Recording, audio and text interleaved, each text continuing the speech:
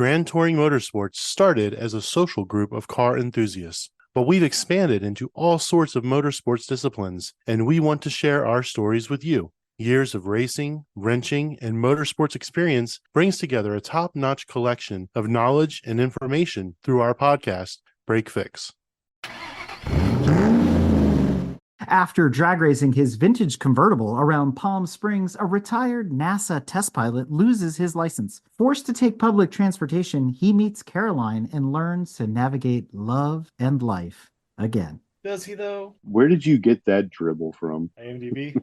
It makes this movie sound amazing, doesn't it? Just like the trailer. No. I'm surprised you didn't say his vintage Porsche, though. We're going to get to that. That's right. Hey, everybody, I'm Steve. And I'm Izzy. And we're with Everything I Learned from Movies. Thanks for having us. Thanks for coming back. This is one of these movies that we just couldn't pass up. It sounds like a recipe for success. And I think we asked ourselves, how in the heck did we miss this gem? Well, of course, we're talking about 2021's Senior Moment, starring William Shatner. That's right. What did we calculate he was? 87-year-old William 87. Shatner leaving Yeah. this movie? He was 90 years old when he filmed he's the movie. 90. Oh, so he's 93 now? Yeah. Even more impressive to pull off. I think he says he's 72 or whatever. And Yep. I'm like, wait, that math isn't working out. And that's when we started like Googling. It's the Melissa Joan Hart effect. She was 16 for 2 decades. You told us about this movie. That's the only way I know it existed, honestly. But looking into it is like, I don't even know what this has to do with vintage convertible. Okay, here we go. Never forget, it's got to have a car in it. Something special. And who do we have on board with us, right? We got Steve and Izzy from Everything I Learned from Movies. And on our side, we've got Mountain Man Dan, not to be confused with Mount Mike. That's right. We got Tanya from the drive-thru, and Brad is back. Brad, welcome back.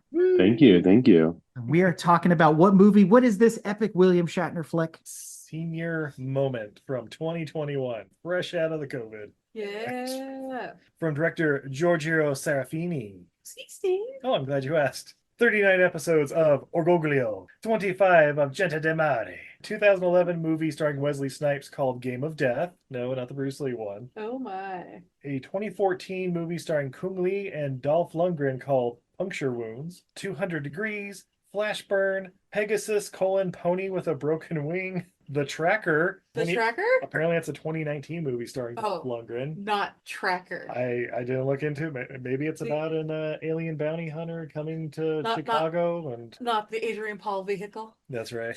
Or that new show that's after the Super Bowl. This, and apparently has 4 upcoming movies, but all of them have Italian titles, so we'll see when they come out, I guess.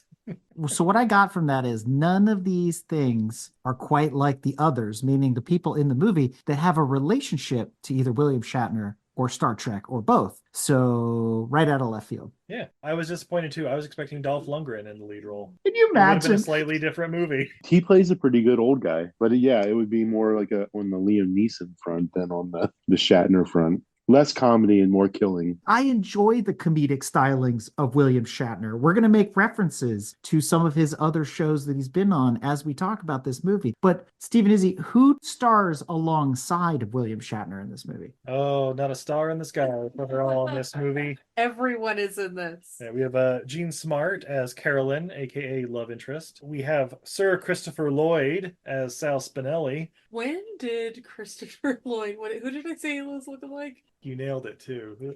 It's just... Christopher Lloyd has turned into the grandpa from Charlie and the Chocolate Factory. Yes, that's what it was.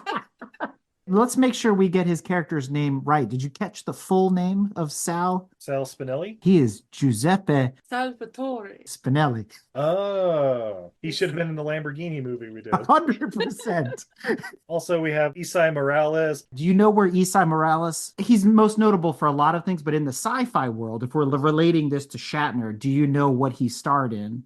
Babylon 5? I haven't seen that. So no. I'll give you a clue. The prequel to BSG. The prequel to Battlestar Galactica prequel? Caprica? He was Bill Adama in Caprica, and the man hasn't aged since. So he was a young Edward James Olmos in Caprica? He was Edward James Olmos' dad. Oh. Way I fell back. off after like season 5 of BSG. I'm not gonna lie. You fell off after it was over? Yeah, pretty much. Yeah. All the spin-offs like Razor and Caprica came up. I'm like, nah, I'm good. Thanks though. Eating the entire steak and then trying to return it. Beth Littleford, Joe Estevez, everybody's favorite Estevez. And that's all I really have written down. I saw the Estevez guy because he was on the bus sitting next to Shatner, and he was part of his friends group, right? Mm-hmm. I thought it was the dad. I thought it was Martin Sheen at first. Oh, it's Martin Sheen's brother. There is such a strong family resemblance between the Estevezes and the Sheens. Yes. I mean, I said the same thing. Almost Well, like they're from the same family. I know. Are they related? It's almost like they're all really Estevezes. It's true, though. So, do we know the relationship between Christopher Lloyd and William Shatner? They both traveled through time, obviously. I'm assuming they were lovers in the 60s. Experimental. It's better still. Tanya, do you know? You're a Trekkie. You should know this. She looks just as confused as the rest of us. I'm not aware that Christopher Lloyd was ever in Star Trek. Was he in one of the movies? Oh, are you referring to Star Trek 3, The Search for Spock? Yeah, he was one of the Klingons on the battle cruisers. Nobody would have guessed that. Nope, not at all. There is an interesting relationship between Gene Smart and William Shatner, but it has nothing to do with Star Trek. Do you guys know how the two of them have worked together in the past? Nerd alert. Devil He Rain. wasn't on Designing Women. Or Frasier or any of the other shows that she's been on. Yeah. If it's not Devil Rain, that's the only other Shatner thing I know. Incubus? Were they in that together? She was on 4 episodes of Shit My Dad Says, which starred William Shatner. I've never heard of that. It was like a hot minute thing that fizzled out almost right away. It was the hot in Cleveland of its day. Scraping the depths of the internet for that one. I want to know where Henry Winkler was. Like, what was he doing that he was too busy to be in this amazing movie? Where is the Fonz? Fly fishing in Montana, I believe. Cameo for an Adam Sandler movie. Yeah, probably. He said, "Screw you, Shatner. I've got Sandler now." Is Harvey Keitel still around? I think he would have been good in this Oh, too. yeah. He doesn't do bad movies. That's Monkey Trouble starring Thora Birch. And Yeah. see Harvey Keitel as a pimp. It's going to be great. So we're talking about the director, we're talking about the cast. Did you guys catch the production company of this movie? Oh, are you referring to Chicken Soup for the Soul Entertainment? Yes! I didn't even know that was the thing. What other movies are in their portfolio? They're saving the world one year at a time. Oh, I think they own Hallmark now. Yeah. It wasn't Turn 10.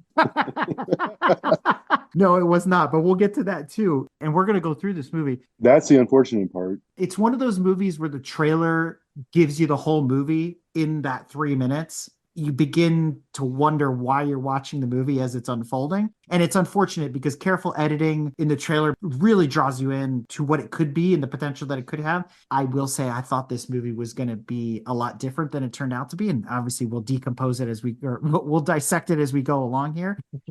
Again, I went into this with super high hopes. Guys, I know you want to watch this. We're really selling it to you. Don't worry, it's available on Tubi, Crackle, Plex, Redbox, all for free. They will not accept your money. Amazon will, but Tubi and all these other noble services, they'll let you watch it for free. I'm ashamed to admit I pulled a Brad on this one. I spent the $3 to rent it on Vudu so that there would be no commercials because I couldn't do the Tubi thing again and make this thing like 4 hours long. Tubi's better than Tubi's, Freevee. yes, Tubi's not bad. Freevie's the one that like will double the length of a movie. Oh my god, Freevee is unwatchable at this point. $2.99 to rent it on Vudu. Or free on Tubi. So, yeah, after Chicken Soup for the Soul comes up and Steve can't stop laughing, we see Shatner just hosing down his Porsche with some mildly suggestive voiceover. And I'm like, what have you signed us up for by watching this movie? Like, oh, you like that, don't you, baby? Get you nice and clean. There wasn't anything mild about that voiceover. He was making love to that car. The best part is I wrote down nice chihuahua. What? I Chihuahua. Oh, so bad. Yeah, you're a dirty girl. Oh. Beautiful car, and we'll talk more about that as we go along because they shot it at weird angles. I was able to catch a glimpse of a couple things and do some research and kind of dive into that and what its significance is and all this kind of stuff. And the license plate on the car says Victory, which I never really got the purpose of that through the movie, but So here's the thing. They refer to him being like an award-winning, like famous race car driver from, I assume, the 60s. That he was also like a NASA test pilot and like a bunch of other things. And I was waiting for them to throw out like Starship Federation captain and shit too. But it's like, oh, he's done all these incredible things. Cool. But, he's just chilling in Palm Springs and has his like three buddies, Joe Estevez, Christopher Lloyd, and I Charlie's picked up on the grandpa. pilot thing, but I didn't pick up on race car driving. No, I didn't either. And Tanya and I watched it together, and she knows I was taking copious notes while we were going through this. I want to know why he had a fancy Porsche 356 convertible parked under a carport. Because it's Palm Springs and it never rains. Yeah. Yeah, but I don't care. Like I'm gonna have that thing parked in a garage somewhere behind a fence of hedges. Or you would think a NASA test pilot would be able to afford something a little nicer than my grandmother's house. That house in Palm Springs is $2.5 million. So let's be real, okay? Yeah. I mean, this is chicken soup for the soul money we're dealing with here. So 100%. Yeah, true. we can't rent out a Frank Lloyd Wright mansion or something. So what I got from the license plate was, first of all, his name is Major Victor Martin. That's part of it. I'm wondering if maybe the name of his ship was Victory, or Victory is obvious because he's winning. He's got that sort of bravado about him where he's like, I'm winning the world. Everybody knows me. He's super popular. So it sort of made sense that his vanity plate said Victory. I didn't read too much more into it. Yeah, I can get the world type mentality as to why. I thought it was more an homage to Entourage and Johnny Chase. Victory! Oh, man. There were a couple of those shots in this where I'm like, wait a minute. This is like the great grandparents. This is Johnny Chase. Johnny Drama, and yeah, Vincent Chase and Turtle. Yeah, I mean, there is a little bit of that toxic masculinity running throughout this movie, which was surprising for basically a Hallmark film.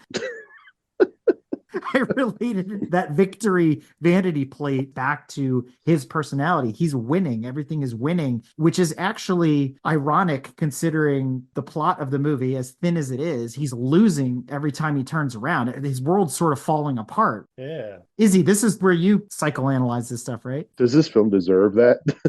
Oh, shockingly, there was not a lot of character development here. What is that? I never saw any of that in this movie. Did I watch a different movie than you guys? I don't know. He's an old retired guy with a car right now. He seems quite happy, and then he does some dipshittery stuff and gets his license taken away because he's being targeted. And then he drives dangerously, because he's like 90. I don't know. Right? I feel like this is a PSA about targeting old people. I do love how like Beth Littleford is the local lawyer or Hard district ass. attorney. I don't know exactly what, but she's like, I'm cracking down on these old people driving around. Yeah, the district Like, attorney. what? Yeah, and I love that scene where she's standing there. We'll get to it during the driving test with the binoculars, looking like the Oh, principal from Ferris Bueller. I'm like, what are we doing? Why is the DA targeting senior citizens? What the hell is wrong in Palm Springs that the DA has nothing better to do than target senior citizens driving poorly? Yeah, I was imagining this story happening more in Florida since there's large elderly population there. They would have had to change the title, then it would be Florida Man. It So- should have been called Florida Man anyway. So you may be wondering, wait, why is he getting in trouble? Well, for example, beginning of the movie, he picks up his buddy Christopher Lloyd, Sal, whatever, and they go driving, and then some guy in an Impala on the hydraulics or whatever showing off. I don't know. He makes some small theft auto joke that I'm like, all right, I assume that was a pause for laughter. Okay, so you Oh, understood yeah. what he said because we were trying to figure it out. A small what? Small theft auto. Yeah, the joke was, what do you call a cholo in an Impala? Small theft auto? And then it was like silent. It's not funny. Oh, okay. Yeah, I didn't get it either. I was like, what? I'm not going to go down that road. Yeah, right? Yeah, so they test the manhood, light turns green, he peels out of there, and then, gets pulled over by the cops, and All right, first of all, I'm going to call flag on the play here. I don't know that there's a 356, at least stock one, in history that makes a whopping 44 horsepower. They could lay rubber like that on the asphalt. You dumped the clutch. oh no, he's got a jet engine in there. I'm Oh, sure. oh, yeah, oh, okay. Off the Victory spaceship. Yeah, got it. It's LS swapped. Were those cars posi or were they open diff in the rear? Dude, 1955. We're not talking about posi. Dan's nerding out. The funny thing is, if you actually look at it in the movie, it looks like they painted the tire marks. It's not even Oh, like a normal 100%. 100%. Yeah, no, there's no way. No Yeah, way. it looks like a tire track. There's no actual spinning of the tire, so All I hear is Marissa Tomei and My Cousin Vinny with the pause attraction. Beautiful car. I am trying to figure out which model 356 it is, and I'll get to that as we go along here. Especially when it gets impounded, we get a better view of what it is. Because I noticed at first I thought it was a speedster, but it's not. Anyway, we'll get to all that. How many Impalas were used in the making or harmed in the making of this movie? Because every time they showed the Impala, it had a different license plate. Oh, you noticed that too? Oh, that's just to keep the cops off your tail. It's like the transporter where he's got that button and they Yeah, flip. exactly. He's got the flip, yeah. So yeah, get pulled over by the cops, and it's like a friendly little lady cop who's like, Victor, you can't do this. You know the DA's cracking down on you old folks doing this street racing shit. And I'm like, what? No, stop it. And that's when I was kind of hoping it was going to be like a Fast and Furious, but starring, William Shatner, Christopher Lloyd, Joe Estevez. That would have been a better movie. Totally. I was envisioning like a Ferris Bueller thing, with the Ferrari flying over the hill, going into Chicago and all that kind of stuff. There could have been moments with this 356. Things could have happened. Shenanigans. Yeah, you were expecting pure fuckery, and that's not what this movie turned out. No, 100% no. You know what? This car is in this movie about as much as Godzilla's in the 2013 Godzilla. Well, did you guys at least catch the compliment that he gave? He talked about the lady cop's posterior as she was walking away. Oh, Jesus. This is another one of those failed jokes. It's like two hard-boiled eggs doing the salsa. What? Oh my God. I mean, again, every joke seemed to just completely DOA the minute it left. Maybe we would have understood them better if we were also 80. Maybe. 90. Maybe these are jokes from that generation. Look, we watched it with my 73-year-old mother, and she did not think they were funny. Oh, wow. Well, she's just not cool. She's super cool. Her favorite movie in the whole world is Boy and His Dog. I mean, she's the target demographic, Brad, 73 years I old. mean, she is the target demographic for I don't think there is a target demographic for this movie. They just cast a wide net. All right, so we got this drag race. He gets pulled over by the Mayberry cops, and they let him off with a warning, and he just kind of takes off again like a bat out of hell. Yeah, and he's going to a calendar shoe at the airport with. Oh God! I hope this model got paid well, because as much as she's in this movie, gorgeous lady in her 20s or whatever, but like William Shatner and Christopher Lloyd are just kind of there taking pictures with her and stuff. She's an actual actress. She's not just a model. She was Oh, of in course. a couple TV series. More importantly, my wife pointed out this is another one of these moments where we can't tell how old people are. She played the intern who was barely dressed on 30 Rock. And how long ago was that? Yes, Oh my yes, God, yes. that was okay. All right, yeah, I know what you're talking about. All right, Yeah. good for her. So she got paid. Like I said, not a star in the sky. They're all in this movie. Speaking of stars in the sky, we meet another one here very soon, right? Oh, when they go to the bar and we see Joe Estevez as one of his bar buddies. Oh, yeah, that. And then we keep going. They keep piling on. We keep bringing people in. I feel like Joe Estevez is like the Stephen Baldwin. He's the Daniel Baldwin. He's the Estevez that nobody knows. Like, this is his only movie. He's not in anything else.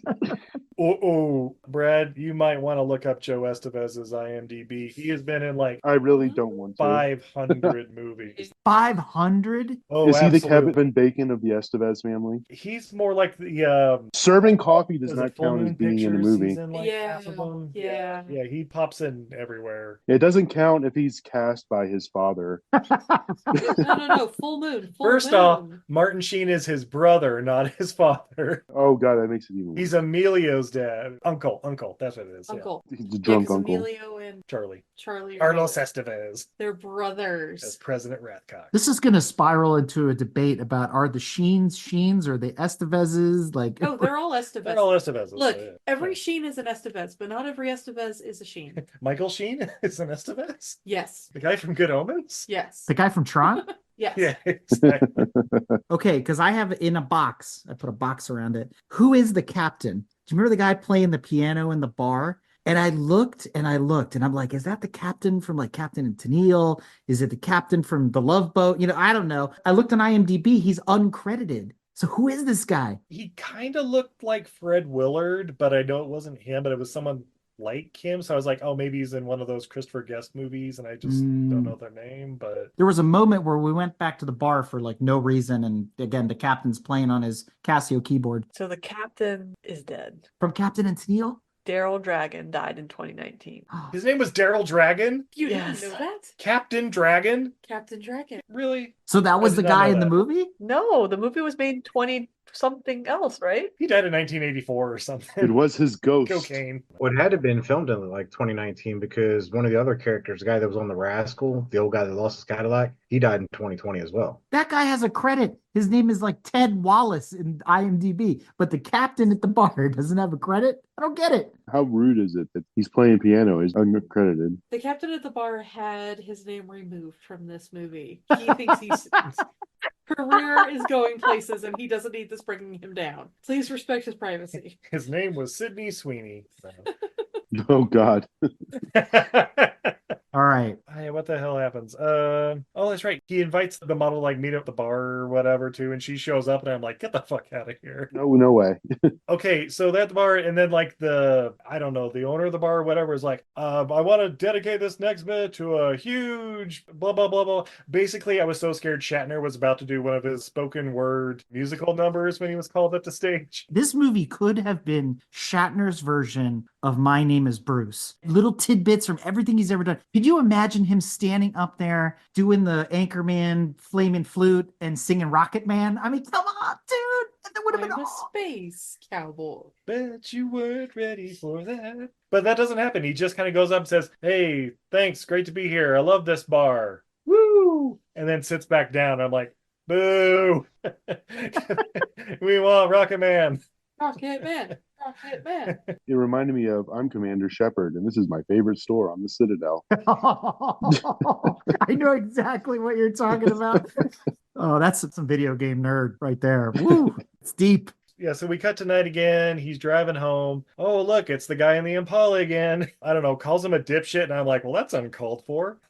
I laughed at that because William Shatner saying that word is funny. Think about it. Dipshit. Dipshit. It's like they would make an entire show called Some Shit My Dad Says or whatever you said earlier. But then I have these fantasies of him being on the Enterprise and turning to Bones and calling him a dipshit. Like, how cool would that have been? Things you wish happened back in the day. Fuck you, Spock. Anyway. Star Trek would have been a lot better if he did that. So what do you call a Vulcan driving an Impala? Yeah, so yeah, they race. He spins out and damn near takes out like an entire restaurant. That's right, it's the Cuckoo Cafe or whatever. As soon as they start racing, Steve's like, and they take out a farmer's market. Yeah, right to a farmer's market. Why are there so many kids in the school right now? You have Palm Springs confused with Florida. Yeah, where were all the children? Right? Florida Man's going to be the sequel. The whole spin out when they're racing, the first thing came to my mind was the way they painted the Corvair back in the day. Yeah, no, Tanya's 100% right. The first question was how? Again, this car has like 44 horsepower. It also weighs like 300 pounds. When he first makes the turn, you can see the car is stopping, and then all of a sudden they're spinning. I just love the hands off the wheel. Everybody's screaming at everybody. When the hands are off the wheel and stuff, I'm like, well, maybe that district attorney has a point. Right? Yeah, it's like Jesus take the wheel moments. So then we cut to the trial, and he's like, yeah, I'm just going to represent myself. Everybody loves me around here. I'm going to call my buddy to the stand, and that'll be a good character witness. We get like a 5-minute scene of him like recapping how they met square dancing class back in 1992. With Denny Crane. The whole time I'm like, Denny Crane, Denny Crane. This was the Boston legal scene. This was the moment for James Spader Oh shit. Yes, where's Spader? to come out as opposing counsel. Yes, where is James Spader? What if Spader was cracking down on old fogies? Again, this could have been amazing. That would have made a lot more sense. He's too weird for this movie. Oh, yeah, there would have been different weird sexual energy. Like, oh yeah, Gene Smart's definitely banging James Spader. Yeah. Oh, yeah. And Isai Morales. Well, that was confusing too. All right, so he goes to court. We have our Denny Crane moment. Total Boston legal nod there. I was really expecting just amazingness to happen here and let down. Because then, yeah, they just pull the video and like, is that you driving that car with your hands in the back seat? And like, The judge winds up deciding to take his license, but the thing that baffled me is the fact they impound his car and won't let him get his car back just because he doesn't have his license. I've never heard of that anywhere before. It didn't seem like any of his friends had their license either, so nobody could drive it. The only guy that had a license in this was the dude on that mobility The scooter. rascal. Yeah. Well, it says that's why he was on the mobility scooter. We'll get back to that too. They took his Cadillac, remember? Yeah, yeah, yeah. They revoke his license and apparently repo his car, which seems unnecessary. Yeah, they impound his car, not repo. It's a little Or, extreme. yeah, impound. But they're like, hey, you can retest in 30 days or something if you. Yeah, I don't think they can hold his property unless he like killed someone. Right. So who's the resident lawyer on the call? I've only played one on TV. Dan, you know the laws. Not in California, apparently. So this courtroom scene is also where Christopher Lloyd gets a big chunk of acting time, let's just say. We learn his real name, Giuseppe Salvatore Spinelli, and all that. But to your point from before, where you said he reminded you of Charlie from Charlie and the Chocolate Factory's uncle, this is where I went, oh my God, Christopher Lloyd is reprising his role from Taxi. He was almost exactly the same character. And I was expecting him to do like the whole bit. Like, if you ever seen the old Taxi episode where they're taking the driving test, especially because this movie has a driving test in it. What does a yellow light mean? Slow down. What does, right? You know, that whole bit that they did in Taxi. So like, that's who I saw when I looked at it. I was like, oh my God, it's like a self-fulfilling prophecy. Yeah. Nope, just Shatner. Oh, but we're also introduced Rock Kendall. Brock. Oh, was it B-Rock? It's Rock. B-Rock. I thought it was just Rock, and I'm like, that's a. It is that's just a solid Rock. name. According to IMDb, it's ROCK. There's no B. Ha! Oh, all right then. Brock the Rock Kendall. That's even worse. But he like offers his car like, hey, I can help you get your license back, blah, blah, blah. But there's a great line here because B-Rock Kendall is telling him about how he's got this whole plan. I can get you your car back and you'll pass the test in 30 days and I can train you and this and that. And Shatner says, I wrote this down because I thought it was one of the best quotes. Cheap suit, white sneakers. Who dresses like that? I don't trust him as far as I can spit. All right, that's funny. I'm good with that. You know, a little bit of humor there. Thing was how he handed Shatner his business card. It's like he was transitioning drugs over to it. Oh my God, I thought it was Better Call Saul. Yeah, the little weird handshake Keep thing. it down, keep it down. Can't see have the DA seeing this, you know. He has to like start taking taxis, but of course taxis are $40. Now we're taking taxis home. We do see the mobility scooter guy, which then I asked the question to my wife. I said, is there a point in your life that you let your eyebrows get that big? Like, I don't understand. Everybody else is like well coiffed and well groomed for his old, and this guy was like tarantula eyebrows. Maybe it was the breeze of the open road and a drop top car, and now that he no longer has it, doesn't maintain his brow length. They were majestic, but also scary at the same time. You know it's a really good movie, folks, when you're fixating on people's eyebrows. All right, so we cut to a bar. Here we go. And Shatner's with this model chick. Never got her name. Sorry. I just have her as model in there. Basically asked him, why do you chase younger girls? And I'm like, is that a real question? Oh, because they're so beautiful. And I'm like, you're old enough to be her great grandfather, sir. Beautiful. You gotta stretch it out. I want to know why she's chasing older men, not older men like geriatric men. Turn that question around. Not chasing, just leading him on. Well, I don't know. He had his little blue pill. He was ready. You now remember Anna Nicole Smith did this in the 90s? Oh, Yeah, say he is pretty loaded. How did that work out for her? I 100% thought she was going to bring him to like a pig party. And this is what made me think that Shatner was like loaded in this movie, which we sort of kind of find out later that he's not. Okay, let's make pretend. He's not hurting. Right. But yeah, he's definitely, He's getting Star Trek residuals. he's making it appear that he's a lot more loaded than he is. Like, he's not Right. in like deep debt, but he's not dropping 10 grand on a Tortoise picture. Yes, that was also. Well, that's just because he's frugal. Yeah, he's wise. Yeah. But I think it might be the allegory of the license plate. It's that facade victory, right? Victory. Making himself look bigger than he is. Wait a minute. Who wrote this movie? Eric? What the hell? It's an allegory. Listen to me. I know what I'm talking about. When I was in school. So then basically she's like, hey, you want to come to a pool party with me? And of course Shatner's like, I'm 90, let's do this. The weirdest thing about this scene was when they show up and they see like the two girls kissing and Shatner's just like touching them. I don't know if he was trying to separate them like a couple of dogs that shouldn't be mingling or what, but he was like, don't touch them. He seemed all mesmerized like he'd never seen it before. It was so awkward. It was so cringy. I love how nobody batted an eye that their great great great grandfather was there at the party.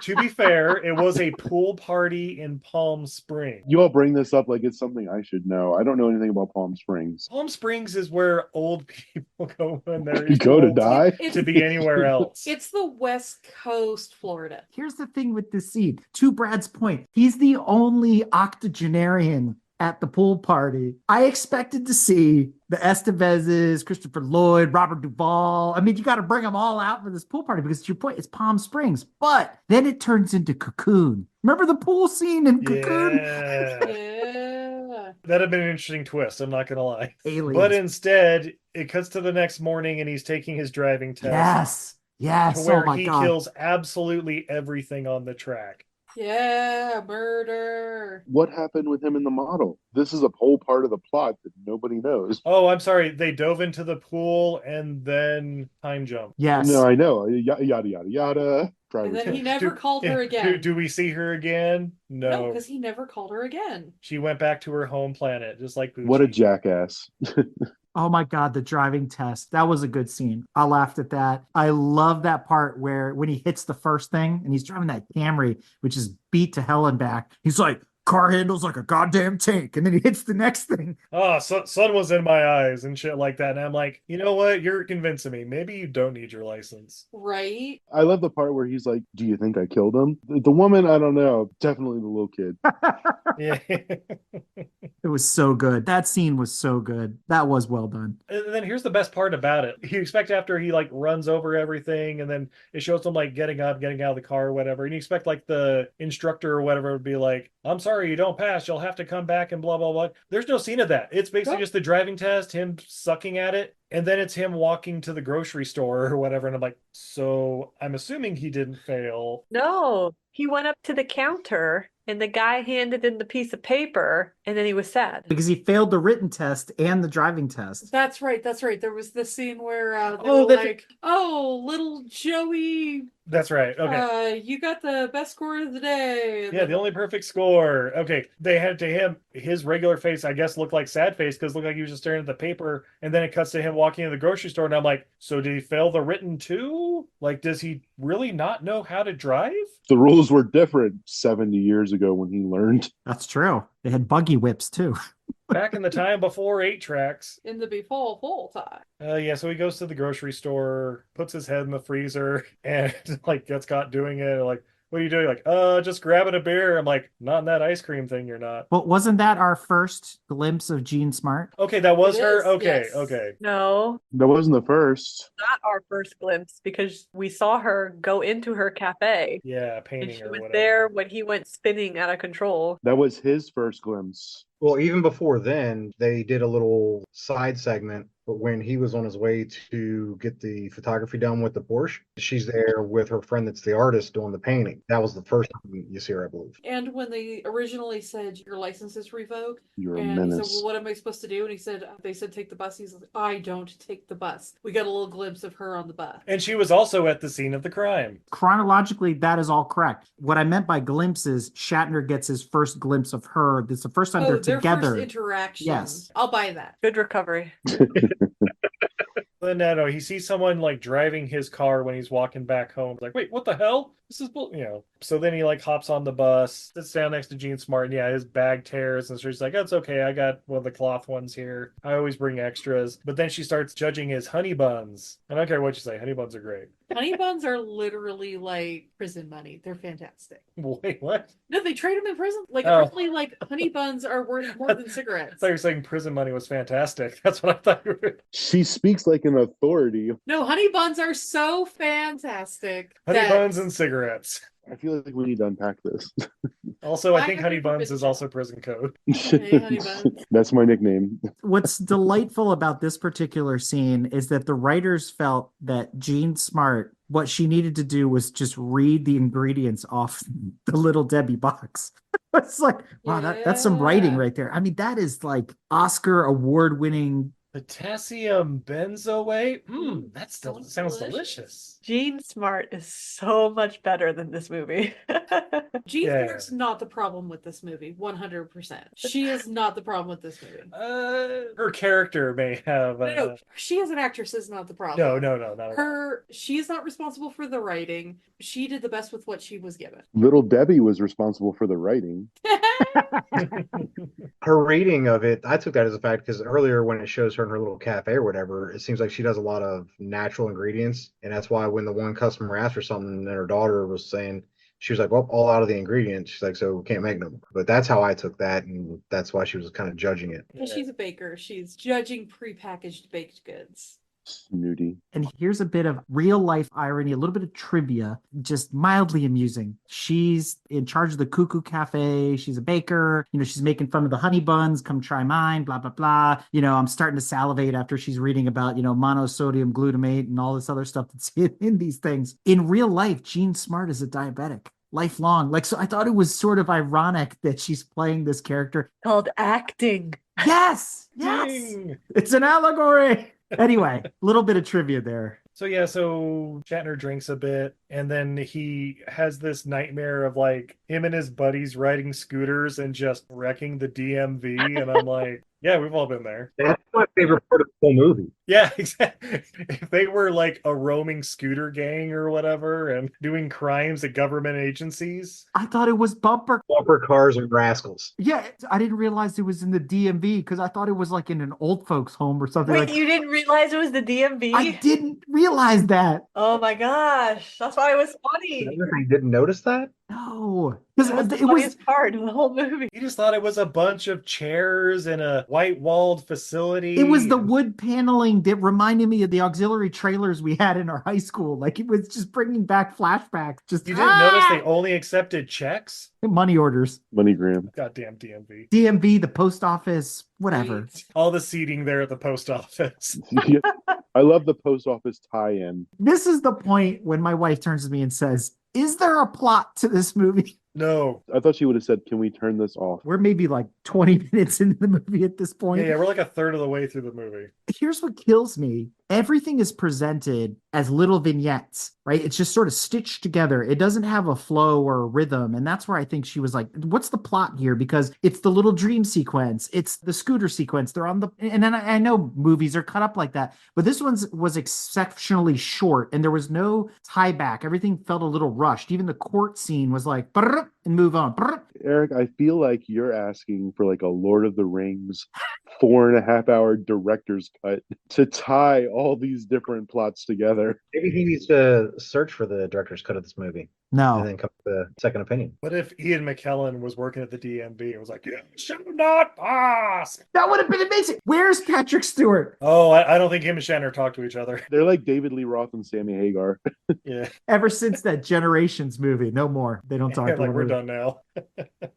I'll bring in Malcolm McDowell instead. Where's Yeah, Chris right. Pine? So from here, he meets up with Rock Kendall, and he's, Rock's like, "Yeah, for $799, I'll train you so you can pass your test." And I'm like, this is gonna be great. Was he a lawyer? Was he like a Better Call Saul? Or was he just like a Bluebird driving instructor? Yes, Like what the fuck? I think he's What was both. he- I what think he's was an he? ambulance chasing. I can help you guys get your medical waivers and all that, like he says. But I don't have any conditions. Like, how old are you? 72. Yeah, that's a medical condition. Dude, Don't that worry was about such it. a great line. That was so awesome. Yeah, he knows all the loopholes and stuff. He Yeah. is one of those, have you suffered from mesothelioma lawyers, right? 100%. 100%. His assistant through the whole movie never says a single word. It was like a Penn and Teller thing, right? If they say a word, you got to pay him. Did you notice that B-Rock sort of looked like Penn Jillette too? Yeah. Like his whole getup? I was just like, oh, okay. And then he was sort of trying to be an inspirational, motivational kind of speaker. And he's like, it's not just a license to drive. It's a license to live. Yeah, that's I called mean, that's sales exactly pitch. how you'd see somebody like that try to act. But then it's like them like tossing darts at the cutout of the district attorney Yeah. and playing video games and shit. Did we skip the part where the part of the driving instruction was Forza? Yeah, the video games. Yeah. But it was specifically Long Beach, Yes, it was the Long Beach track in the 356. So great. That was amazing. That's when I knew Brad was really paying attention to the film because I get a text. He's like, "Oh my God, they're playing Forza." I'm going to teach my grandmother to drive on Forza. Correcting all my notes from GT to Forza. Okay. I liked when he was in Rock's office and his way to test Shatner's reflexes was throwing the tennis ball at him. Oh my God, that Oh, was good. yeah. It's like, oh, he's If you could good. dodge a wrench, you could dodge a ball. And the basketball scene could have been completely deleted from the movie. Like it had no point whatsoever. The whole movie could have been deleted from the movie. They just wanted to prove the old people are still kicking it. God, the magic of watching it on Tubi would have been amazing because that's the moment they could have broken for commercial and done that T-Mobile Charles Barkley. I knew he was going to pick me playing on the little kids basketball team. I would have loved to watch it on one of those paid advertisement services. And then every commercial was a Priceline commercial with Shatner in it. No. Every commercial is the Dawn. Yeah, the Dawn Dawn Power dish soap and hymns and Oh God. which does kind of tie with this movie a little bit. Yeah. What? I just watched those. I've only seen that 10,000 times now. Target marketing, people. Target marketing. This is also where he plays the memory game for the first time as well, right? Yeah, Yes. poolside with ladies in bikinis walking by, like, no, you can't be distracted. You got to focus and blah, blah, blah. And I'm like, is that what the goal is here? Okay. All right. And then I started like working on my head, like, okay, he's paying $7.99 for this. I'm wondering how much Rock is paying those girls. And it's for like 30 days. He's losing money. Was it $799 or $7.99? Because I think both prices are overpriced. After the first set of training montage or whatever, I guess Shatner decides he's going to go to this Cuckoo Cafe that he's never been to before, apparently. And that's where he runs into the owner. The Cuckoo Clock Cafe, guys. It's not Whatever. just the Cuckoo Cafe. Whatever, the Cuckoo Clock Cocapelli Cafe, whatever it is. He runs into Gene Smart again, like, oh, hey, nice seeing you here, blah, blah, blah. Yeah, we want to try one of the strudels? Yeah, sure, that'd be great. Oh, you're going to have an art auction here. That's cool. What about that cuckoo clock? And then staring at it for a bit. And then we get some more of the montage, and we go back, and he's looking at this cuckoo clock like it's a goddamn magic eye picture. Like, I don't know what he's doing. When we go back to it, like, the chairs are up on the tables, like, shit's closed. I want to see the sailboat. But then he keeps going like, I'm just trying to figure out how to fix it, but you got to tell me the story about this cuckoo clock. And she's like, all right, sit down, everybody. We're going to get a really important story about this cuckoo clock. It starts with a spell. And there was this great Giuseppe Spinelli. I don't know why that name's in my head. They say he was 123 years old, and he built this in the year 1898. And I'm like, so that guy was around in the 17th century. Nice. And it took him 11 years to make it. And I'm just like, no, it didn't. He was 142. But he hung it on a picture next to his wife, and then he died. So his soul haunts it to this very day. Whoa! No, but that's not where she goes with the story. It's supposed to be romantic or something. The weird thing is the first time he went in previously and he asked about it, she's like, there's a story behind it. And she made it seem like it was going to be this long story. But then when he came back for this visit, the story was like 2 minutes. Yeah, they didn't even finish their glasses of wine. William Shatner didn't even sip his wine. It was so short. Yeah. Shatner, like at the end of the story, he's like, so where does the spell work in? Like, wasn't there a spell involved? And that's where I'm like, yeah, she's bullshitting you, dude. Like, she's just making up stupid stories. Like, next she's gonna be like, there were 7 rings that were forged. Some were given to men and some to elves. These are anyway. One cuckoo clock to rule them all. No, it's even better. Her response is, I don't know exactly. And I'm like, oh, goddamn old people telling stories. I put an onion on my belt, which was the fashion at the time. Did I ever tell you the story about the cuckoo clock? Cuckoo Clock of Doom. Oh wait, sorry, that's different. Sit around, kids. Let me tell you a Goosebumps. story. Stop talking about the Dial of Destiny. Like that's a whole different movie. Is it though? Yeah. All right, so he's on the bus the next day and he sees someone driving his car again and he gets off the bus to chase it on foot. And I'm like, Bill, come on. That's faster. Come on, buddy. But luckily, good old Johnny on the spot, we find out his name is Tortoise, but the guy in the Impala or whatever, he's like, hey, what the f you doing here? You know, like I'm like, oh, follow that car. Okay. And they go to the junkyard or Impound. it's a junkyard, but it's supposed to be, I guess, the holding facility for the police department. Is that what Yeah, we're led no, to this believe? is somebody's backyard. Yeah. 100%. It did not seem very secure. I wonder how the police department would like to know that meth is being produced on their lot.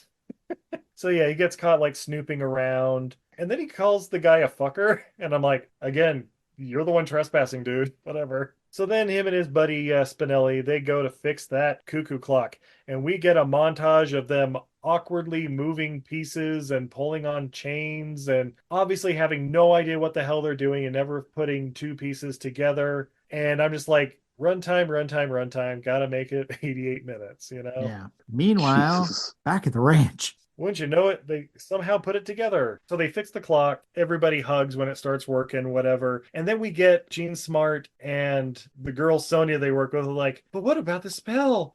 Oh, you mean the one about my one true love when it strikes? No, don't say it. Oh my God. This was turning into like the witches of Eastwick and stuff. I was like, what are we doing? Practical magic. You put the lime in the coconut. No. This is, I think, when we go back to the bar, because then he's like asking Spinelli, like, how long were you married? 42 years of marriage, Marty. Again, my name's not Marty, it's Victor. And Anybody seen my DeLorean? if he would have been driving a DeLorean, this movie would have been 5 stars. Oh my Oh my God. God, that would have been amazing. Yeah, sure, I can drive you around. Where we're going. We don't need licenses. Got a Mr. Fusion in the back, like, no, it's just for making martinis, making margaritas. But then they're like, okay, yeah, let's go to this art auction thing. You know, we see that, I guess Jean Smart, she used to be a Nat Geo photographer, and she took a bunch of pictures of tortoises, because tortoises are super cool. Definitely not turtles. Oh God, I just thought of the song. But yeah, they're like doing an auction. But first we cut to them smoking a blunt out back, as is tradition. Right? And then she's like, oh yeah, I grow my own. What do you think makes the strudels so good? And I'm like, no. Yep, that's why they're $7 a strudel or whatever the sign says here in a minute. That's just inflation. Brutal economics. We also get this gem of a story about being in love and first love and true love and all this kind of stuff. And she tells about her escapades as a photographer. Oh, yeah. Tunisia and stuff. There was this guy in Morocco, eggplant. No, Yeah, right? and then he's going off about this story about third grade. And I'm like, wow, that was like one room schoolhouse kind of stuff, right? But the punchline was delivered so well to the story when I think that was the best moment between Gene Smart and William Shatner, when she's like, so how did that all turn out for you? And he goes, she reported me to the principal. I was like, I laughed at that. I thought it was cute. And we forgot about the auction, of course. So there was a bidding war over her tortoise photograph, by the way, Yeah, in a frame. Basically, bidding went up to $10,000, and who got it? Isai Morales. Bill Adama. And then my whole thing, like, knowing where this movie was going to go, I'm like, why? Just give $10,000. When they were on the roof sharing their blunt and telling stories, and then he told the love story of his car. I love how the only picture of his car he had is the one with the model that he shows to this woman that he's trying to shag. That's right. And it's like zoomed in, and all you see, 90% of the image is this half-naked girl. And he's like, yeah, it's my true love. What the fuck are you showing here, you dumbass? He's trying to show us that game. Yeah. Have you played Forza? Here, you can use my profile. Yeah, he's got the wrong kind of game, Dan. Then they put 2 and 2 together, and oh my God, you're the dipshit that was doing donuts outside. You almost killed all these people. And I thought like that was going to end their relationship, right? And then he was going to have to spend the whole movie, the whole rest of this shit, like, trying to get her back. And instead, they just kind of glossed over it. And then it made sense because they're high. They didn't even remember the story. Yeah. It doesn't matter. You almost killed all these people, man. I was waiting 3 days later, like, wait, you're the guy who was driving that thing. Like, I'm tired of my mental condition being called into question. It was either the weed or just because they're old, they forgot. We'll blame the weed. The writers had a senior moment at this point. They didn't know where to go. Yeah, the whole movie is a senior moment that I'd like to forget. When they were smoking on the roof, it was funny because I was expecting to hear, it's good for my glaucoma or some shit. But Oh. She did say it. She Yeah, said she that. said it. She said It's it. good for arthritis, I thought she said. Oh, arthritis. Yeah, that's right. Had to be a medical thing, right? Yeah, right. Well, it was also around this time the writers were like, well, hey, we want Grand Touring Motorsports Break Fix podcast talking about this movie. How are we going to do that? So the next morning, she shows up at Shatner's house because, she has his address from her Uber app or whatever because she calls an Uber for him. And she's like, surprise, we're going on a trip. So they go to a Track day. private BMW racetrack or something. Yes. Yes. And see, I didn't know this. When they showed up, I was like, he doesn't have a license, right? Oh, you don't need one. It's a private track. I'm like, oh, well played. All right. So this is where we get to nerd out on cars a little bit. We've been really good about not talking about the Porsche, and we'll get back to it. I promise you. Because the Porsche hasn't been seen for the past hour. Exactly. But we get to see a whole bunch of BMWs now. So I have to ask Brad, Tanya, and Dan at this point, of the lineup of cars, going from the i8 on the right, the blue car, all the way back to the i3 that was in the shadows in the back left corner, of all the 6 BMWs that were there, what would you have picked? The A7 they were dropped off in. That is the new BMW. You're right. See, I was disappointed they didn't have some other Porsches sitting there. It's a BMW test track. I looked it up. It's a real place. Yeah, BMW paid for that sponsorship. They're all going to be BMWs. Yeah. Oh, I would have taken yeah. one of the M3s. I would not have taken the i8. You don't have to choose. You get to drive them all. That's true. I personally would have chosen the satin black with rose gold M4 competition coupe that was sitting there next to the i8. That thing was hot. That was a cool car. That's the car to pick right there. But he chose the bright electric blue i8. That was his first, and then he did hop into the others. Well, they didn't show any of that, so you don't know what he picked. He could have picked that orange M3 that was 2 cars over, and there Oh, was he a bunch drove of other them all. stuff. He kind of headed to driving them all. That M4 competition, though, was pretty hot. But Tanya, what was the biggest problem with the i8? The BMW. Well, I don't think they quite got the exhaust tone correct. And why is that, do you think? Well, it was a little bit louder than I was expecting for an electric car. Yeah. Well, wait. I don't think the i8's a full electric. I think it's a hybrid. Is it? Pretty Oh, there you sure. go. Well, it still should have sounded like it was from the Jetsons or something like. Oh, you're right. Plug-in hybrid. But it should have been running on all electric in the beginning because of the plug-in Not hybrid. when he tromped on it. i8s are cheap too. You can get one for 60 grand. Is that all? Yeah, they I'll they take don't sell two. for shit.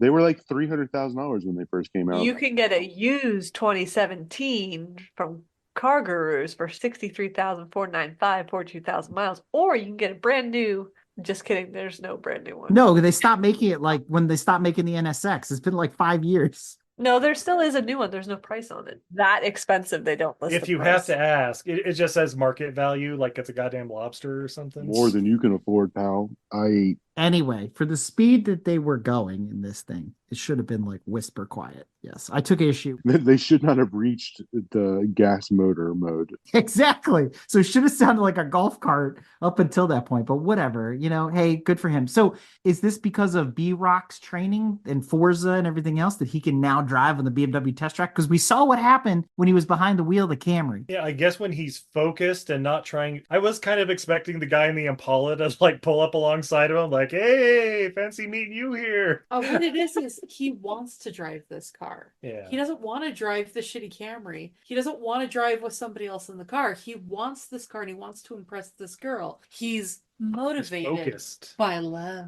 Oh. The issue with the Camry too was, remember, because they overlaid the old test track and the new improved test track at the DMV with all the cones That's right. that were a lot closer together. It's rigged. The system is rigged. That's right. I forgot about that. There was a lot more room on that BMW test track. The DA was not in control of the BMW test facility. Not a turn signal was to be seen, though. How ageist. BMWs don't come with them. No, it's true. Weight savings. Meanwhile, back at Yeah. the Cuckoo clock. Oh, yeah. So at the end, though, after the vroom vrooms, I go, wee, and then they kiss. Awesome. They go vroom vroom and then they go Exactly. We got to compare this to Jeff Bridges. So we did kind of mention that for this next scene, yeah. So now it's nighttime. We're down in ancient ruins this time. We're back at the Cuckoo Clock Cafe. And Gene Smart's like, hey, Bill, I got something to show you in the cafe. No, they go in and she's got, what? Another copy of her photograph framed? And he doesn't even have to drop 10 grand for this one? That's cool, I guess. Yeah, Anyway, so then he pops a pill and they fucked. We get to see her cute little apartment, which is just the guest room of the cafe. Yeah. I feel like we glossed over a very important Right? piece of information about the Cuckoo Clock Cafe. And we got to rewind to when they were working on it. They actually got it to work. I don't think if we mentioned that. Welcome to 3 minutes ago, Brad. No, I don't think we actually mentioned it. They did, because that's when, the spell was broken and the whole, we already covered that. It's all good. The spell of what true love. Steve did a very good job of just summarizing that, but glossed over the part that not only did he pop the Viagra, what did he do, Dan? In regards to when he's like, I think he made a comment like, if my cough lasts for more than like 4 hours, call my doctors. Yeah. Because he's choking on the damn thing, right? Yeah. I know, that was when I'm like, oh no, this is when the ambulance gets called and he has a heart condition too. And this love story takes a sad turn. This, though, might be the most realistic romance scene I've seen in a movie in a while. It's between this and The Simpsons. Inshallah. This is real life. Compared to Against All Odds, I wasn't totally grossed out. I wasn't like, oh my God, this needs to stop. This is they were believable at least. Like Jeff Bridges and that other chick, I don't know, whatever. Banging on the ruins. And then Isai Morales jumps in with a gun, is like, I'm taking you back to James Woods. But what would have been really funny? Okay, this is where I thought it would have been comedic gold. William Shatner pops the pill, he's choking on it, he says, call a doctor, 4 hours, that kind of thing, as Dan pointed out. But when they're actually getting it on, he could have been like, beat me up, Scotty. Wow. It would have been just amazing. Eric, how long have you been directing porns?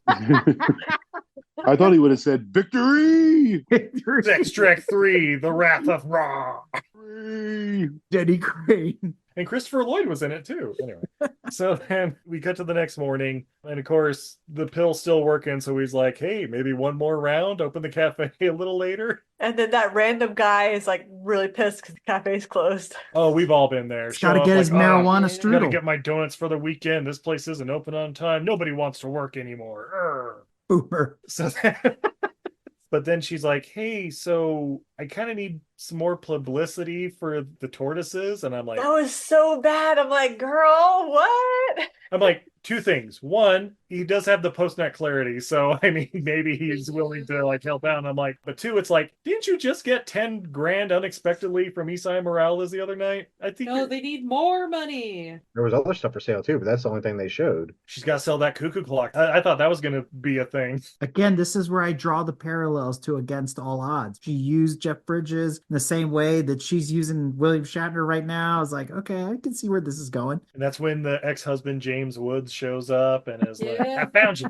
I finally found you. You're coming back with me, baby. No, but he's doing the game of concentration poolside of the girls in bikinis and stuff, but he's able to focus. He's doing better now. Either that or he has no peripheral vision anymore and he's going blind because coughing and had an erection for more than 4 hours. And it's all getting dark. Later in the day, he sees her and Isai Morales hanging out, and so he's like, huh, what the hell's going on here? This is when he returns to the grocery store, right? Yes, that's right, the grocery store. That's right, that's where At which point, my wife asks, this is what she got out of this scene, all the rest of it included. She goes, who organized this grocery store? I'm like, what? So she points out that the honey buns are next to the coffee, and then there's something else and something else. She's like, who organized this grocery? This is maddening. When do you have honey buns? In the morning with your coffee. Exactly. Like, that actually makes sense. But the ramen bowls that were next to it. Because he had the munchies. It's the apple strudel aisle. That's what it is. The strudel aisle, as they call it in the grocery store. The munchie store. aisle. So now he heads out to the parking lot where he bumps into Amy/Angie. Yeah. So like right when he's like trying to like kind of follow Gene Smart and Isai Morales, see what's going on there, then it's like, oh, hi, I know you. Oh, and Amy? Angela, hey. Yeah, we had some good times. I guess his old fling or whatever. Hey, can I ask a favor? And she got all mad, right? And I don't know. Well, of course. They quickly glazed over how she went from pissed to happy to pissed again, but that's fine. But what I thought was great about this is she's confronting me. You don't even remember my name. Do you even remember? And he's like, and I was expecting him to have a Boston legal moment here and go, mad cow.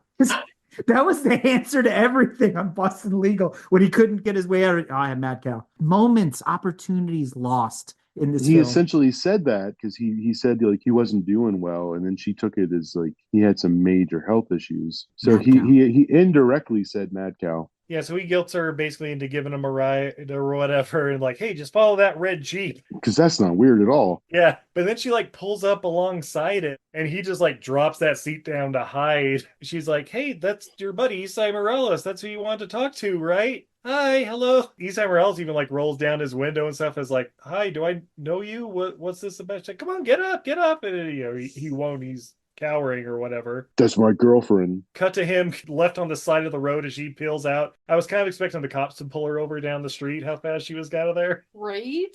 He's also going to lose her license. They're going to take classes together. Nah. Instead, I guess he takes a taxi to the golf course that he knew they were going to. Cool. Steals a golf cart from somebody and peeps on them and sees them like in their robes and stuff at the golf course. And I'm like, okay, someone's going to have to explain this to me later. Maybe it's a golf course and spa. I don't know. But it never gets explained. No. Okay, I just want to make sure I didn't miss anything. But looking at the cast, there was like somebody in the cast and it said that dude's neighbor. I was like, when the hell did we ever meet a woman that was his neighbor? But it's then, right? Isn't there like some woman like staring? So was that his house next to a golf course? Yeah, I mean, there are houses on Oh, golf shit, courses all maybe. over the place. That makes way more sense. Okay, like he has the hot tub or something and a couple. Okay. He lives on a country club. All right. So when they were talking about their torrid love affairs stuff before, she mentioned that she had a child. She didn't say son or daughter, and I'm like, I got it. Isai Morales is her son. That's Yep. gonna be the thing. No, I figured it was They're the doing girl. a spa date. I knew it was the girl. Yeah. Mommy son spa date. Those things happen. I knew he was gay the whole time. Hold on a Well, second. Wait. Sons can be gay. It's okay. No, but I knew that the angle was going to be that he's gay, not that he was like related. I figured that out too. I guessed it at one point, right? I sort of thought, okay, maybe she's in the robe and she's doing like a nude portrait and he's painting her or something like that. So I was going to play it off as maybe it's a Yeah. little bit more innocent, which is then how I kind of put it together to say, well, he's not interested in her romantically because he's an artist and he's gay and whatever. And then, you know, we come to find out later the guy driving the Audi is the husband and all that kind of stuff. But what confused me though is that it took you 2/3 of the movie and you didn't realize the girl from the Cuckoo Clock Cafe was her daughter? Like, you thought the painter was her son? I assume she was at the beginning, Yeah. but it wasn't mentioned. So I'm like, oh no, it's just like the girl that, look, honestly, it's her granddaughter. Let's be for real. Right.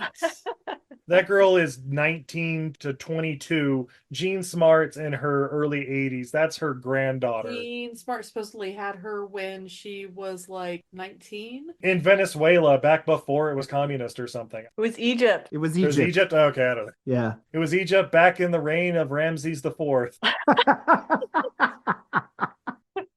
I think we broke Tanya this time. Apparently, ancient Egyptian is her trigger there, Steve. You got her. That's her baseball bat on the forehead right there. Ramses the Fourth. You've done it. And see, also, Sonia or whatever her name is, I thought she was the girl from Entourage. Emmanuel Shariki or whatever, however you say her last name. So, yeah, what the hell happens from here? Yeah, he sees him in the robes. Oh, yeah, he gets the cops called on him because he's peeping on people in their robes during nude painting hour or whatever. Of course, it's the one lady cop because she's at the golf course now. It's not just their local security or whatever. That's the only cop duo in Palm Springs. Mayberry. It's like Barney Fife. Yeah. They run all of Palm Springs as their beat. Palm Springs 911 or whatever. Yeah.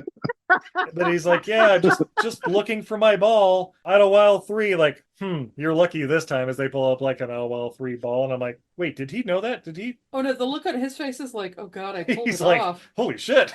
I'm not even a golfer. But the next day, he's at the cafe and he's like, hey, so I saw you with Isai Morales and blah, blah, blah. And she's like, oh, you were spying on me? Like, well, no, I was just at the golf course and I saw you there. And you don't trust me? Fine, you need to leave. Okay, drama. And I'm like, just tell each other. Like, oh, he's my son is what I was thinking at the time. Oh my God. But no, it's even worse. Like, oh no, We're back to this shit. my friend / patron of the arts that comes here all the time. And I was posing for him, for you. Nude. He was painting a nude photo of me for you. And then cut to the picture, but instead of George Costanza, it's her. Yeah, exactly. Yeah. Exactly. And then, guys, guess what? This would be the end of the movie. This is why Roll credits. Who cares if he gets his car back? That's why I hate rom-coms, because I hate the stupid misunderstanding that would just be like, oh, you're jealous of the painter? But no, it's like, no, I can't stand jealous men to get in my life, even though you're the one I've been waiting for 8 years. Oh God, it was so cringy. The cuckoo clock told me you were the one. I was also waiting for like the whole thing, like, oh, I just can't believe you're cheating on me, blah, blah, blah. And I was waiting for her to reply, like, hey, how's that model from the first act doing? Right? I'm waiting for Angela Lansbury to show up as her mother to give her advice. Ooh, I got some bad news about that, Eric. Angela Lansbury, may she rest in peace. Oh, sorry, I forgot. But that's what I was thinking. I was like, we need a motherly character for the mother to put her in her place. Dame Judi Dench to show There up. you go. Yeah. Exactly. Yeah. She's too busy filming Shazam. Right. And Steve and I had one of these moments in our relationship early on. He had several like lady friends who were gorgeous, way prettier than me, who he hung out with all the time. And I remember at one point I was like, hey, so are you guys dating? Like, are we not exclusive? Or did you guys used to date? And it was a really simple answer. Steve started laughing and was like, oh God, no, I would never touch any of them. I've seen what they sleep with. Exactly. I don't love these hoes. I'm about the dough. Get back. And then I sent them back to the corner. You guys use these things called words Yeah. to communicate with each other. Or pictographs if words don't work. Yeah, they don't know how to use those in these movies. That costs extra. When you add more words in the movie, it costs more. We spend all of our money on that history of the cuckoo clock scene. Oh my God. They blew the budget. It takes this $150 movie to $152. Oh. Are you kidding? Renting those cars for a day is more than $152. Yeah, for sure. And here's the stupidest part of that. She then goes back and tells Sonia, like, do you believe that he thinks that me and Isai Morales are a thing? Ah! Right? And, then And I'm like, you know told him you're not, right? Like, this is when we get the, no, I just can't stand jealous men. This is also the point where Steve should have gone, oh, she's the daughter. Yeah, this was the point when they mentioned it specifically that she was the daughter, because I thought it was going to be Isai Morales. They specifically said child.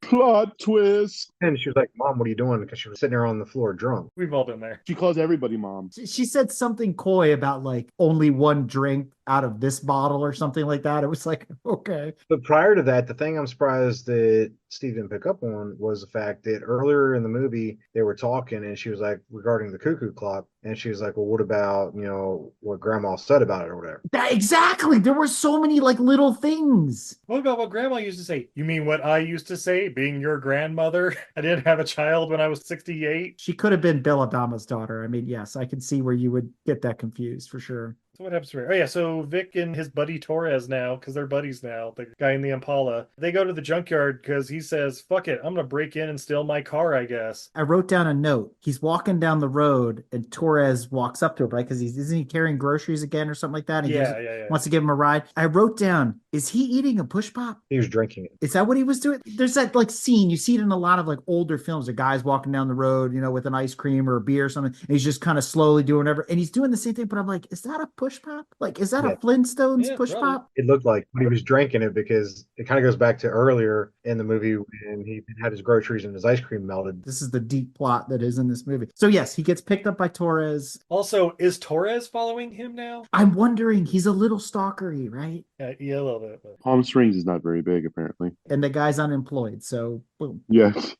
So they go to like break in and steal his car back, but the car's gone. Nope, there it is. It's right over there. And they overhear like a conversation of like, oh yeah, 200, you get it for the day or whatever the hell it was. Like, you're renting out my car, you asshole. And then confrontation happens and Torres has it all on his phone or whatever. Allegedly, I was pretty sure that was just a ruse. That was like one of those badass videos they did in Sunny in Philadelphia. He's like, Operation Badass, yeah, or Project Badass, yeah. Well, this is where you can find the quality of the place they're storing the car at, because as they roll up, they show like a picture of the little office. There's a piece of plywood above the door that's just spray painted like with some stencils. This says Johnny's Junk. did that look familiar to you, Dan? No. In his backyard.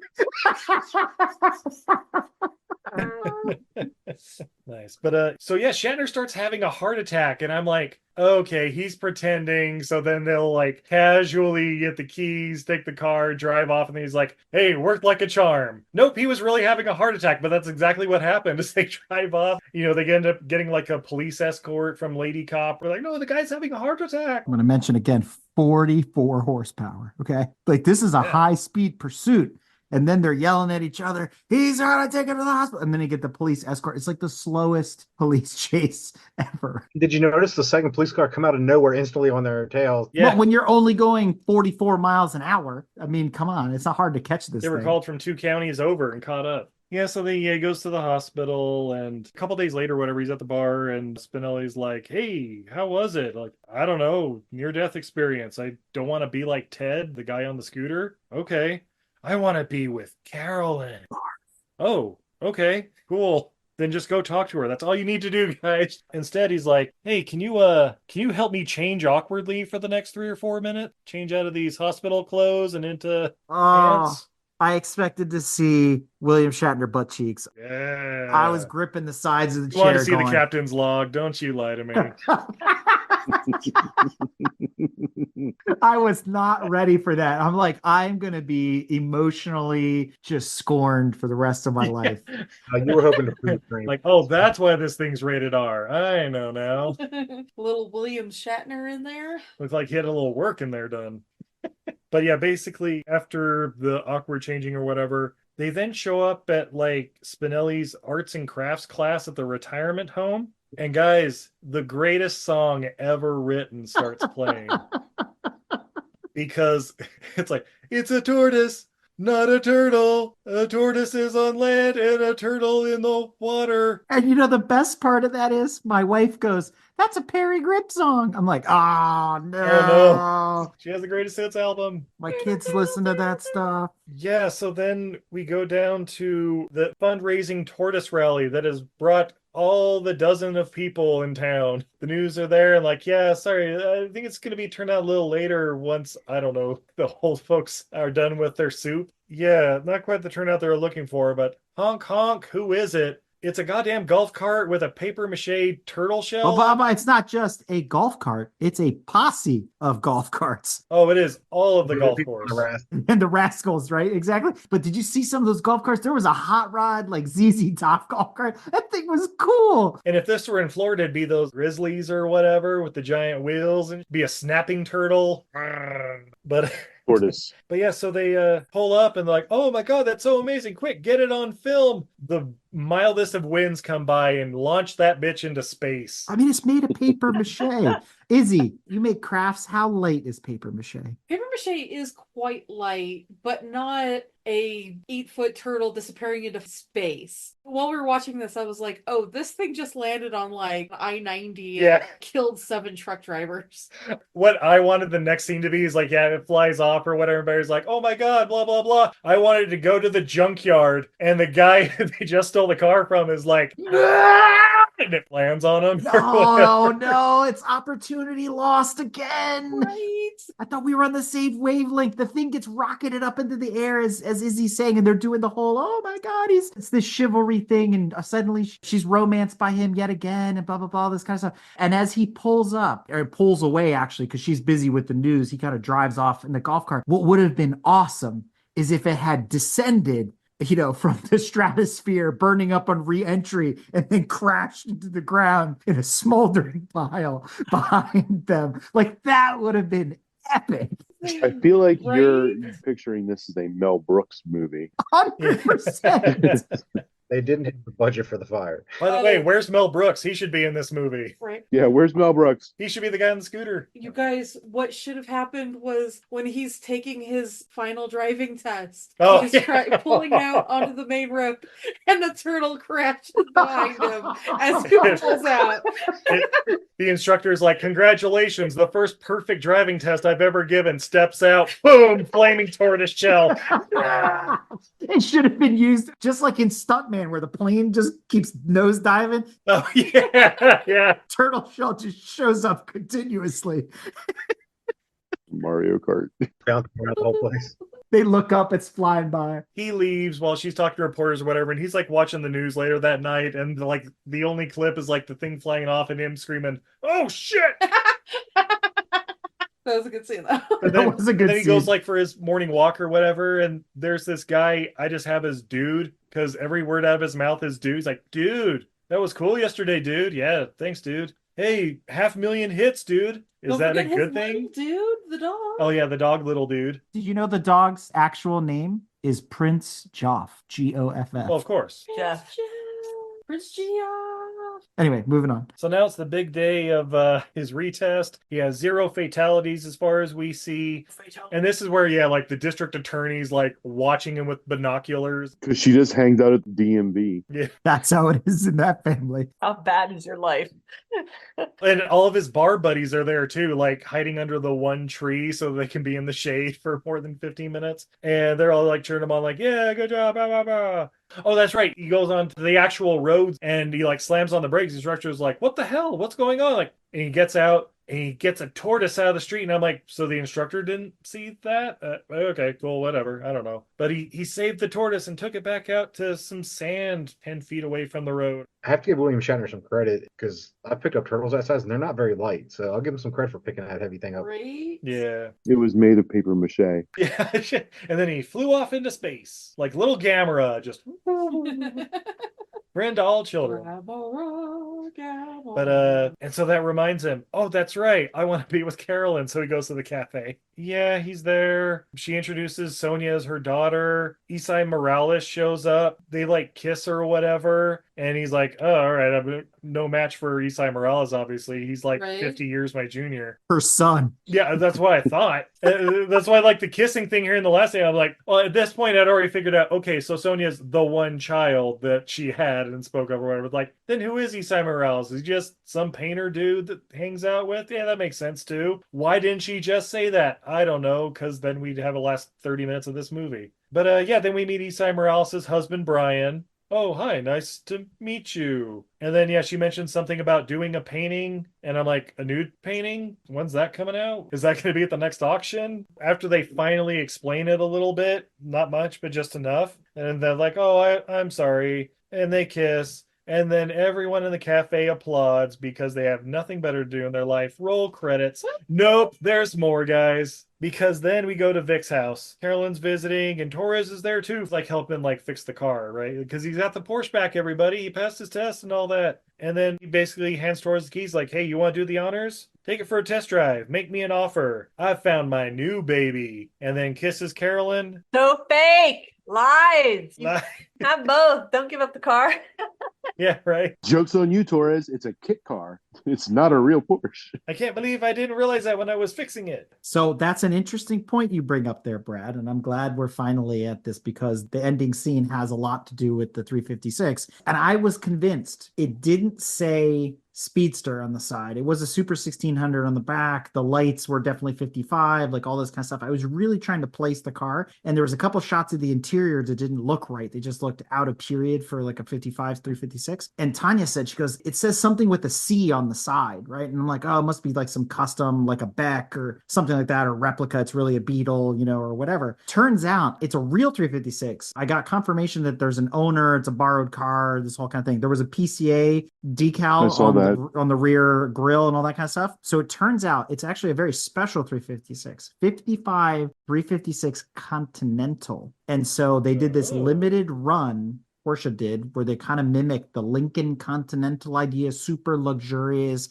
had all this other kind of stuff. And what's really interesting about it is it's sort of this half-year split between the early 356s and when the 356As came out, and followed by the Bs, the Cs, and the Carrera GS and all that stuff. So it's like a really limited run of 356. So it's actually a pretty rare car. Once I kind of found that out, it gave me a new focus on the film to say, why did they pick that when they could have gotten any other run-of-the-mill early 356 they wanted to? But they chose that, maybe because they knew somebody that had it, you know, in their garage, whatever, that, you know, low in the car. But it's still, it's pretty interesting that, like a lot of the stars in the film, it into itself is a star in the collector car community, especially in the Porsche community. So I thought that was pretty cool. Oh, okay. Yeah, so yeah, Torres drives in that, but then almost immediately Shatner pulls up in that BMW i8, the blue one from the track or whatever. I'm like, oh, that's the new baby he's found. He was just pulling Carolyn's chain. I get it. All right. And then, yeah, they do a little vroom vroom at the light. I assume they both get pulled over and we get a sequel. And then we get Spinelli in a lowrider, the Impala, like hitting them switches. Everyone wants to see Christopher Lloyd hitting switches. Yeah. All right, did you guys notice at the one point, I think he actually smacked his head on the roof of the car. Oh, he totally did. Yeah. He gave himself a concussion. It was painful. Like, that's why you wear a seatbelt. When Christopher Lloyd rolls off into like the desert area, first thing came to mind to me was the one episode of Roadkill where they got one and took it off-roading. They're going to take it up through the, like...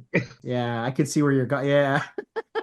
But that car suited him, though. He looked good in that car. It worked for him. Well, he is Christopher Lloyd. Roll credits. There was no bonus. You know, I didn't really stay around to the end. Even if there was extra, I don't think it would have mattered. I didn't either. I think some TV bloopers or some outtakes would have been fun for this movie, though. What is this, a Burt Reynolds movie? What do you expect him here? Him and Dom DeLuise, right, going at it. He's expecting the Marvel clip at the end of the credits. Samuel L. Jackson shows up for the sequel. He was the bus driver the whole time. On that note. So yeah, guys, that's Senior Moment. Would you recommend it? Yes. Fun for the whole family. It's a great date night movie. Liar. Parents will love it. You can Netflix and Blue Pill. Who is this go-kart? Your slap happy, grab happy. I love it. Yeah.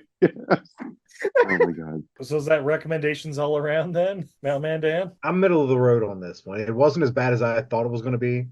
We've seen much worse train wrecks than this. Go in with real low expectations. That way they're met. Lowered expectations. There you go. Yes, I think that's what it is. There's definitely worse movies than that movie. If you're doing something else and need background noise. And you want it to be William Shatner for some reason. You put on Frasier instead. Now, I know how this works. Don't listen to his album. Listen to Senior Moment. The Rascal Bumper Cars portion of the movie just made it for me. The driving test was definitely up there too. There's these little vignettes, these little moments that you can stitch together into the trailer for this movie, and you've seen the whole thing, which is the disappointing part. I felt like I saw the whole movie before I saw the movie, which was fine and neither here nor there. But I'm with Dan. I'm sort of 50-50 on this. My wife comes to the table and says there's nothing redeeming. There was a painful lack of story, no plot, no point, toxic masculinity. Like there's a lot of things in the negative column. Don't disagree with her. And that's why I'm 50-50 on it. But on the same token, I look at it and go, it's Gene Smart. It's half of the Sheen clan. It's this, it's that. It's one of the Sheens. It's a flying turtle. It's one of the Estevezes, guys. It's the Estevez B-side. Look, if Charlie and Emilio showed up filming Young Guns 3 or something, yeah, that'd be great. But that's not this one. All of that aside, the point is you have to appreciate it for William Shatner doing a movie at 90 years old and looking good doing it. Yeah. He's still there, and I feel like he's drinking from whatever fountain of youth Betty White was at. I want to see him do another movie like this when he's 100. For that alone, it's worth watching, because how many times do you get to see a 90-plus-year-old actor doing something like this in Hollywood? Well, now that Christopher Plummer's gone. But you get my point, though, right? So for that, I appreciate it. Oh, yeah, totally. I get it. Yeah, it's impressive. I'll give it that. It was better than I thought. But guys, it doesn't matter what we think, because Rotten Tomatoes. Oh, God. What do you think the critics thought? Do we have any numbers out of 100%? How many thought it was good? Tanya? Pretty low, but I saw what the number was. Brad? Is it single digits? Is that your guess? I'm going to guess 9.5%. Rotten. Mountain Man Dan. See, I was thinking probably like a 33, 34. Oh, okay. Eric? I know the answer, so I can't say. I'm going to abstain. Izzy? I am going to go with my super generous 17%. Ooh. I believe Izzy is the closest. It's 21% with the critics. Woo! But what about that audience score? The one that really matters. Fuck those critics. Izzy, any guess on the audience? 25. Brad? I'm going to guess 0 because nobody watched it. All right, Dan. I'm gonna say it dropped down to like 15 on that. 76% with the audience. Guys, when you're doing the audience score, you have to be like, who's going to watch a movie called Senior Moment starring William Shatner? Everyone. Old people. And they're going to be like, oh, that was so sweet. She put pot in the strudel. Old people are only going to watch it when it ends up on Turner Classic Movies. It's still got a long ways to go before it gets there. All right, but now the real question. Worldwide box office Ooh. gross. And yes, it does have one. Really? Yep. I didn't even know this was in the theaters. Apparently It was so. during COVID. No, it was released in 2021. During Wasn't that during COVID? COVID? It was the middle of COVID, yeah. But I guess it was shot back in 2018 because that one guy died in like 2019, you were saying. So I don't know. Okay, well, there's a worldwide gross. Any guesses? I'm always wrong on these. I'm going to go high this time. $100 million. No, not Is that that the high. answer? No, No. 7.5 million. Tanya? Worldwide? Worldwide. Now, see, I am going to go. It's also the same as the US. So don't worry. It's not like this premiered at Cannes or something. Now, I was listening to something. I was listening to Hot Ones with Matt Damon. Matt Damon. You were saying something They about like them donuts. you just had to make 100 million to even like begin to possibly be recouping. So I'm going to go with 112 million. $112 million. You think this movie made $112 million? No, no. Okay, Brad, how about you? What did Eric say? I said 7.5. 7.5? I'm going to go... 7.51. No, yeah, I thought about that. 7.5 and $1. Dollar Bob. $2.5 million. Dan? I was thinking like 3.2. Izzy? $3.2. 3.2. Deutschmarks. Pesos. I seem to remember the lowest grossing theatrical release movie of all time made $15 and had 2 refunds. Yes, that's The Six Roads, starring Katherine Heigl. Catherine Heigl film. So I'm gonna go $22 and 1 refund. Izzy is the closest, $41,598. No way. Yep. Wow. I was about to say, I bet it's under $1 million. It's under 100 grand. Let's see. The film was released 4 days after William Shatner's 90th birthday. And Shatner and Lloyd appeared in Star Trek III, The Search for Spock. The Search for Spock's Gold. That's right, Search for Spock's Gold. Shatner's character is a former NASA test pilot. In real life, Shatner flew into space aboard the Blue Origin spacecraft New Shepard 4 on October 13th, 2021. No, he flew aboard the USS Enterprise in 1967. And now the sad one, final cinematic appearances of Oh, jeez. Kay Ballard, who died at 93, Denise DeBari, who died at 63, and Jack Wallace, I think that's the guy on the scooter, who died at 86. They all passed away mysteriously from January 2019 to April of 2020. From boredom after watching the movie. I mean, natural causes, definitely not COVID. But we've reached the most important part. What did we learn from Senior Moment? Anyone learn anything from this movie? Well, I did, but you missed one bit of important trivia. I always have an extra little bit for you guys, right? Oh, what's that? Jean Smart has a laundry list of things that she's been in, as we all know. She's the jewel amongst all the rest of them in this movie. It's not Christopher Lloyd? He's a national treasure. It's different, right? You know, whatever. Not the Estevez? Joe Estevez? Can anyone guess what animated series she did some voice acting on? Dragon Ball Z. SpongeBob SquarePants. Cars. Is it from the 90s? Yes. X-Men. Animaniacs. Gargoyles. Tailspin. Care Bears. You guys give up? Batman the animated series. Correct. Of course, I know Mark Hamill did a lot in that one. Oh, who was she? Oh, Mark Hamill's the Joker. Any animated series trivia from Eric, the answer is Batman the animated series. Yes. What role was she? She played a character named Helen. Other than that, I'd have to go back and watch to figure out who that is. You know what, Eric? Get back to me. Helen number 3. She did a lot of voice acting. It was one episode. A lot of voice acting. She was the owner of the strudel shop in season 3, The Return of the Clock King. She had one line. He was after her cuckoo clock. I would bet a low amount of money she's probably in an episode of Supernatural. I mean, probably. A slow amount of money. A low Was she ever on amount of money. Seinfeld? I would probably bet a low amount of money on that too. She's been on everything, that's for sure, if you look at It her. was in a bunch of episodes of Frasier. 7, I think it was, yeah. But anyway, it's a little bit extra trivia for you guys. So, what did we learn? Well, I know what I learned. Turtles are not tortoises. The song said so. The song did say so. A turtle's not a tortoise. Turtle, turtle, turtle, turtle, turtle, turtle. I learned Helen Ventrix was Lloyd Ventrix's ex-wife. I'm looking up Helen in the Batman animated series now. Sorry.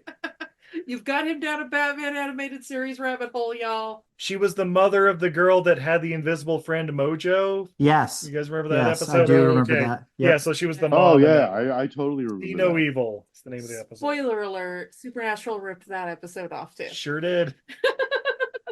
Any other nuggets of wisdom? I learned that Palm Springs is not the retirement paradise it once was. Cracking down on old people. And they're two cops. Sorry, I guess that was a stretch. No, I'm processing that. It's a sad truth, is what it is.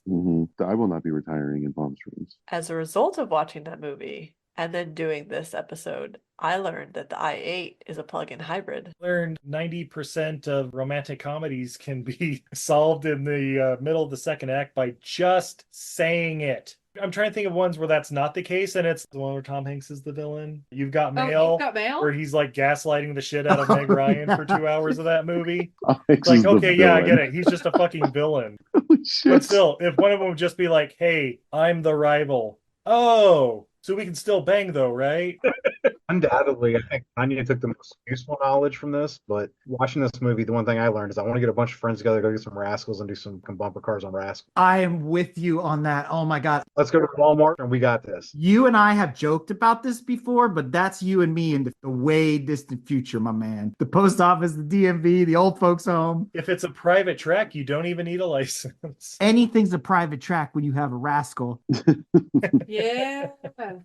So what did I learn? I learned that I too could write a movie that grosses no money. Almost 42 grand. And that Tanya thinks that a romantic comedy starring Ramses the Fourth would be a fantastic film. The Mummy 4. Subtitles are all stork, The Mummy. tiger, sand wave. There's one more thing I learned from this. Eric is way more of a Star Trek nerd than I initially thought he was. Where have you been? Seriously? We have a whole channel on Discord about this. About half the channels in there muted, so I don't have to see them. Oh my God, your mind would explode about the things we theorize about Star Trek. I don't watch that stuff, so this is opening my eyes. I'm telling you guys, I've said it before. Brad says, if we could start another podcast, if I could start another podcast, it would be a Star Trek podcast, and I would call it Deep Thoughts with Gul Dukat. Because if a tree falls in a Bajoran in the forest and nobody's there to hear them scream, do they make a sound? Except Gal Dukat, who has them all mic'd.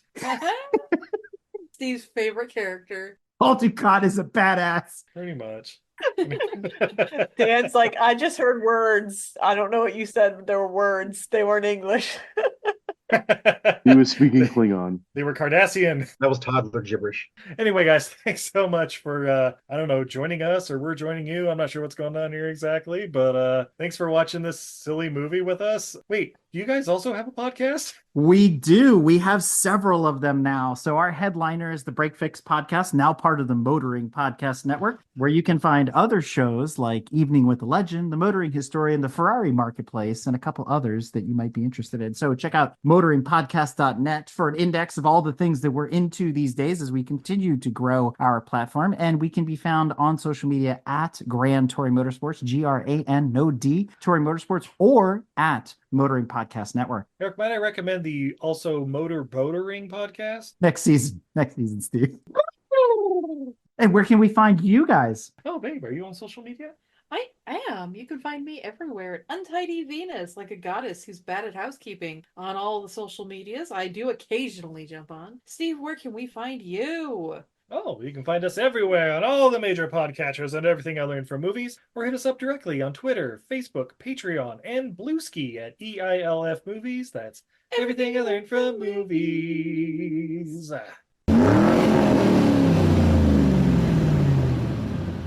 If you like what you've heard and want to learn more about GTM, be sure to check us out on www.gtmotorsports.org. You can also find us on Instagram at Grand Touring Motorsports. Also, if you want to get involved or have suggestions for future shows, you can call or text us at 202-630-1770 or send us an email at crewchief@gtmotorsports.org. We'd love to hear from you. Hey everybody, Crew Chief Eric here. We really hope you enjoyed this episode of Break Fix, and we wanted to remind you that GTM remains a no annual fees organization, and our goal is to continue to bring you quality episodes like this one at no charge. As a loyal listener, please consider subscribing to our Patreon for bonus and behind-the-scenes content, extra goodies, and GTM swag. For as little as $2.50 a month, you can keep our developers, writers, editors, casters, and other volunteers fed on their strict diet of Fig Newtons, gummy bears, and Monster. Consider signing up for Patreon today at www.patreon.com/GT Motorsports. And remember, without fans, supporters, and members like you, none of this would be possible.